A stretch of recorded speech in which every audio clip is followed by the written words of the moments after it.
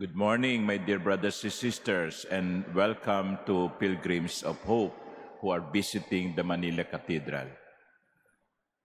My dear brothers and sisters, in the past months, we have seen and experienced different natural calamities.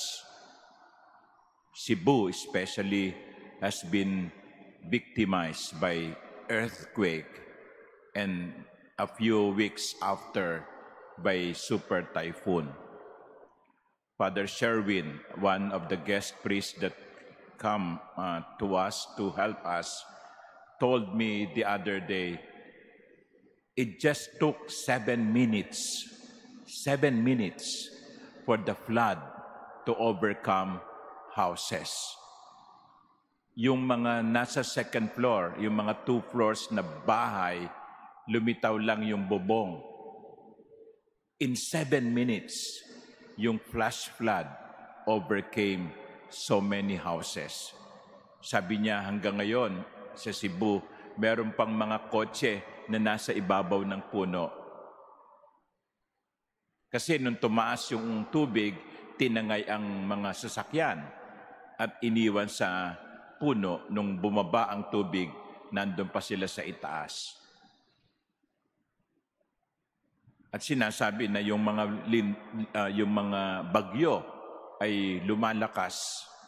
Kaya nga meron na tayong super typhoon category 5. And in these moments, people may be asking, pinaparusahan na ba tayo ng Diyos? Are we being punished by God? Where is God in all of these things? But you see, my dear brothers and sisters, I find it difficult to reconcile this idea of God punishing His people with what St. John in his Gospel was saying, God is love. If God is love and God loves us, how can this happen?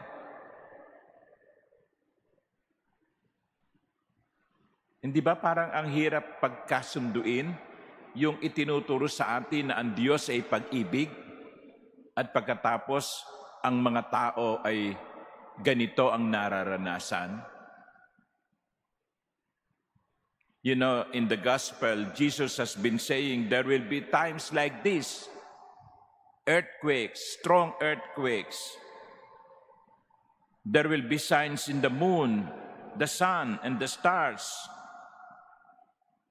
How can you reconcile this with the God who is love?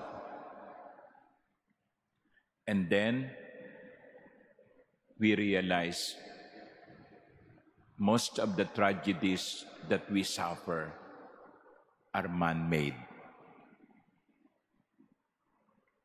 Tayo din ang may kasalanan eh. Bakit bumabaha? Bakit nagkakaroon ng flash flood?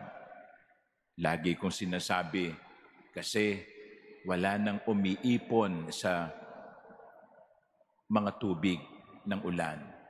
Pinutol na natin ang mga puno. Kalbo na ang mga bundok.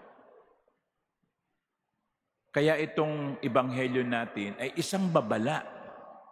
Oo, isang babala sa atin na kapag hindi natin binago ang uri ng ating pamumuhay, kapag hindi natin binago ang ating kaisipan, ganyan din ang mangyayari sa atin. Do you remember when Jesus began preaching? What was His message? Repent! Repent! That was His call. From the very beginning, ang sabi ng Panginoon, magsisi kayo. Kasi alam ng Panginoon at binibigyan tayo ng babala, kapag hindi natin binago ang ating buhay, kapag hindi tayo nagsisi at nagbalik loob sa Diyos, hindi Diyos ang magpaparusa sa atin. Hindi. Yung ginagawa natin, babalik sa atin. Yung pagpapabaya natin, babalik sa atin. Yung pang-aabuso natin, babalik sa atin. At wag natin itong isisi sa Diyos. Alam nyo, kapag tumataas ang alon, yung Ross Boulevard, di ba, tumataas yung tinatawag ni storm surge. Anong dala nun? Hindi lang tubig, basura. Kaya kapag tapos ng bagyo, humupa na ang dagat, ang daming basura sa Ross Boulevard. Parang sinasabi sa atin ng dagat, return to sender. Ibinabalik sa atin. Ibinabalik sa atin. Kaya ito'y hindi tayo tinatakot ng Panginoon.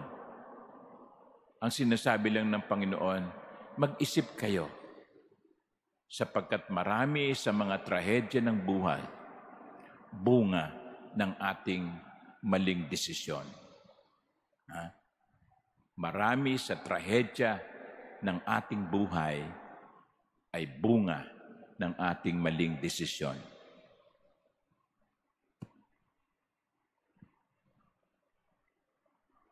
Kaya sa susunod na eleksyon, pumili kayo ng maayos, no? Please, no, pag-isipan na natin. Kasi tingnan ninyo, yung mga dapat na kumokontrol ng baha, hindi pala nagawa dahil pangungurakot. Hahayaan ba natin ganito na lamang tayo lagi? At iluluklok natin paulit-ulit yung mga taong nagnanakaw sa atin? Kung minsan kang inutangan at hindi ka binayaran, magpapautang ka kaya uli? Kung minsan ka nang niloko, paloloko ka kaya uli? There is a warning in the gospel. These things will happen if we don't change our trajectory, if we don't change our lives, if we don't make right decisions. Pagdasal po natin ang bawat isa. Nang sa ganon, kapag nahaharap tayo sa tamang sa desisyon, hilingin natin sa Panginoon ang biyayang piliin natin ang tama. Amen.